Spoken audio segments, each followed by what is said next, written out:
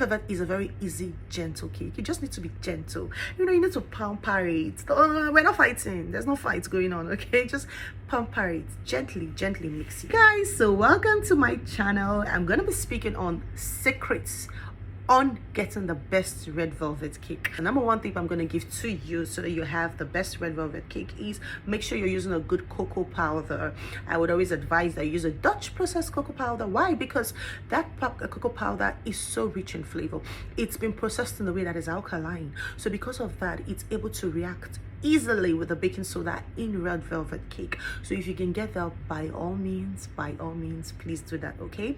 Also, try to use a good red coloring. Don't go using, there's so many red colorings in the markets, so many powdered ones, so many liquid ones. I have even gotten to realize that sometimes if you use the ones that are not good, they tend to affect the taste of your red velvet cake, and you're wondering where's the problem coming from. It's coming from that innocent looking color that you don't know. Okay, so try to get good ones. I'm not going to recommend, but just try to get good red colorings to give you that vibrant, rich red color that you want to see in your red velvet. Use a good buttermilk. I've always told you here, for me, buttermilk is like the best cake ingredients to go for in order to get moisture in your cake, in order to just elevate that texture of your cake. Buttermilk is the go-to. So please get a good buttermilk. If you do not have buttermilk, I've taught you how to make buttermilk. A cup of buttermilk to a tablespoon of vinegar. Please, a cup of fresh full cream milk, rather, okay? We're not doing skimmed. If you're eating red velvet cake, we're not looking at losing weight, right? So I don't expect you to go using skim milk. No, use proper full cream milk and add a tablespoon of white vinegar to it.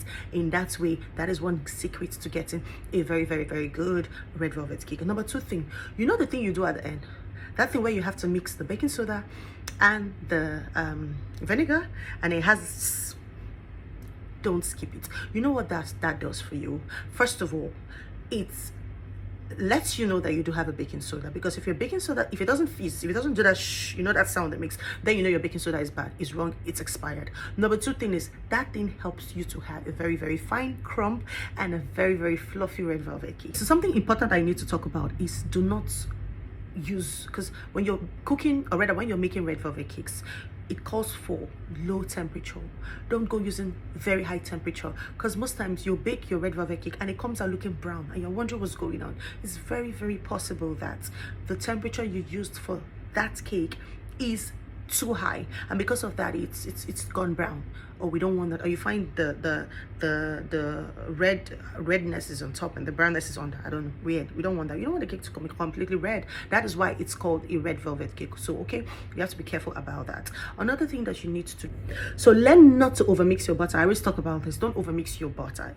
Red velvet is a very easy, gentle cake. You just need to be gentle. You know, you need to pamper it. We're not fighting. There's no fight going on, okay? Just pamper it. Gently, gently mix it, okay? Gently mix it, and of course, you're gonna have a beautiful cake at the end of the day when you just gently mix it, make sure everything is incorporated in there, and bake it. Another thing is try to use room temperature ingredients. Don't use a cake ingredients that have been in the fridge. Butter is frozen.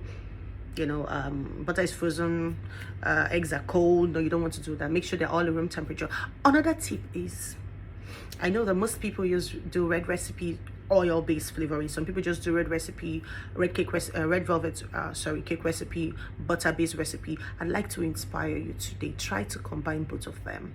Try to do butter and try to do oil. Oh my goodness, it's gonna be moist and it's gonna be fluffy and you're going to love it. Okay, so try these tips, guys, and tell me what you think. Bye.